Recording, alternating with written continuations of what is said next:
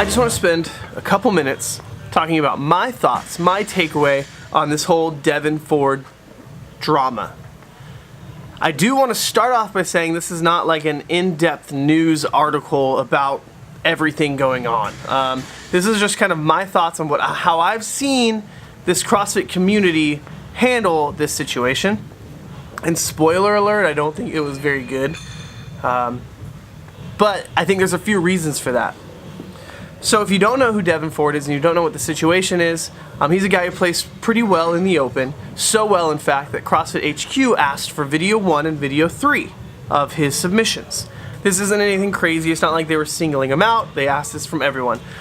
After reviewing his video, CrossFit decided to dock a major penalty on his handstand push-ups because in the video he sent, he only did 40 handstand push-ups and not 50. Now, he did send them a video where he did 50 and he only finished the workout 20 seconds later, but they still counted the original score as his official score and they docked over a minute off from that workout for him. But it didn't take him out of the top 20. That was a hard workout that not a lot of people finished. So the fact that he even had a finished time, even with that penalty, didn't affect him that much. Whereas a lot of people got affected on 19.1 with the wall balls, and everyone finished that workout. So that one definitely had a bigger toll, especially on the women who had knocked out like 6 people from the top 20. So where I do understand there being outrage on Devin Ford, it is in his quality of movements. Those are not good quality movements. Those are not the type of movements that you would want to see in your gym. You wouldn't want to see your members doing it. You wouldn't want to see your coach teaching it. They were bad. They were cutting. I do concede that Devin Ford's form is pretty bad. And not just his form, but the way that he is willing to just kind of cut reps short, like especially on the lunge and the handstand walk and one of the other workouts, you start looking at them and you think, man, this is bad. Because with the new format, the new way that the open brings you directly to the games, these low quality reps that would not pass in a regionals format or in a competition format on the online open, no one really knows as long as your judge is still giving it to you, that would give you a ticket to the games, thus taking away someone who deserves it. So I do understand being angry at the quality of reps that Devin was putting out there and saying that he did as prescribed when they weren't. What I don't understand, and this could be completely me, and I could be completely wrong about this, I don't really follow athletes from other sports. Like, I'm not following Kobe, I'm not following LeBron, I'm not following Tom Brady on Instagram. So I don't know what these people are commenting and how they talk to other people within their sport. But I do think that people calling him out, he's just a guy who does CrossFit who's gone to regionals a couple times. He's been doing CrossFit for like 11 years. So for all these top level athletes who are professional athletes paid to do the sport they love, when they go onto his page and they start bashing him in public, all that does is cause a frenzy among everyone else in the community to start bashing him. He is a guy who completed some bad reps, got docked for it, got exposed in front of everyone. He's already feeling like, oh crap, this sucks. But then to have all these games athletes to go on and to publicly bash him so that everyone else in the community thinks it's okay to publicly bash him, I think that's where it got a little crazy. And I think that's when there was some blood in the water and everyone just started bashing and hating and going on this guy. And I don't think that he deserves that much hate.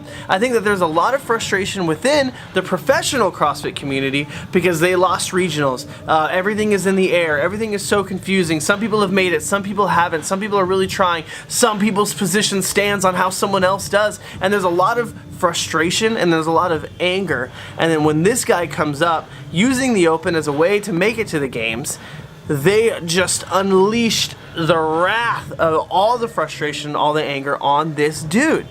Now, if he accepted his ticket to the games, that would be a totally different thing. I would get it. That would suck. Like I would be like, come on, dude. You look at your reps. You know that's not true. But he didn't accept his ticket to the games. Like, he declined it.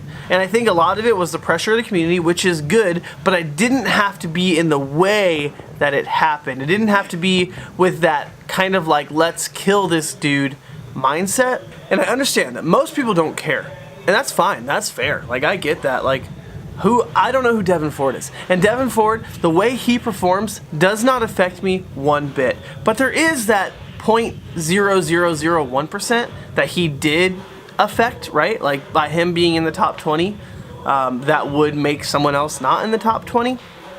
So I understand the frustration there of those top athletes, but again, there could have been a different way to handle it. But for everyone else who was freaking out about it, the people who were in 16,000th place and 280,000th place, and they were being frustrated at this guy at the top, I think a lot of people, I don't know, I thought it was very interesting. Now, I'm not saying what he did was right, and I'm not saying that what he did was okay, and I'm not saying that the way that CrossFit penalized him on those workouts, but totally ignored the other ones where he didn't even cut the reps, and obviously there needs to be a change if the Open is going to be a direct way to the games. There needs to be a change in the judging standards and maybe the way that people are judged during the Open. I don't know. This is not a video trying to solve that, but I do just want to say that, like,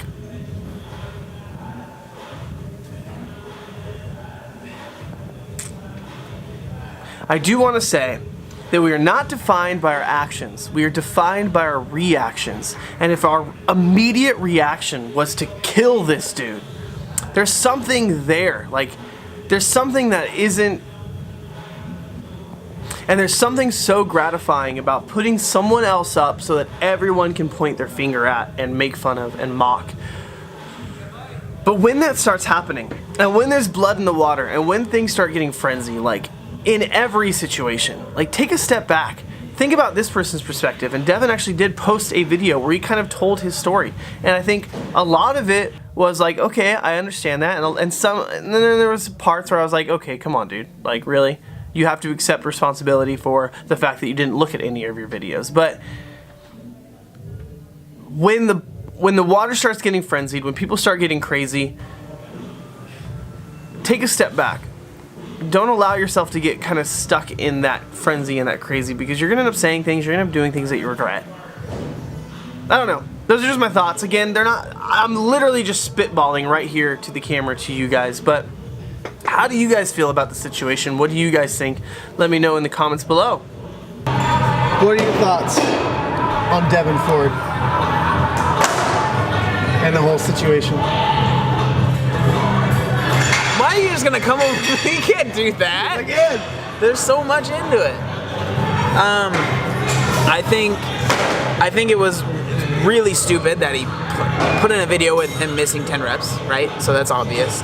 I think that there was a lot of people that wanted somebody to blame, and that was the person to blame. I think if he would have just saw the, I guess, like, if you want to call it error in his ways, if he would have just, like, withdrew his invitation right away, there wouldn't have been such a big deal. But I don't know, like, I don't want to say I feel bad for the dude, but getting that much backlash for something, like, I don't know, it's hard. It's, like, easy to want to just be like, that guy's a bad guy, I hate that guy, and everything he's ever done is bad, but I think that's a little too cut and dry. I don't think it's that simple.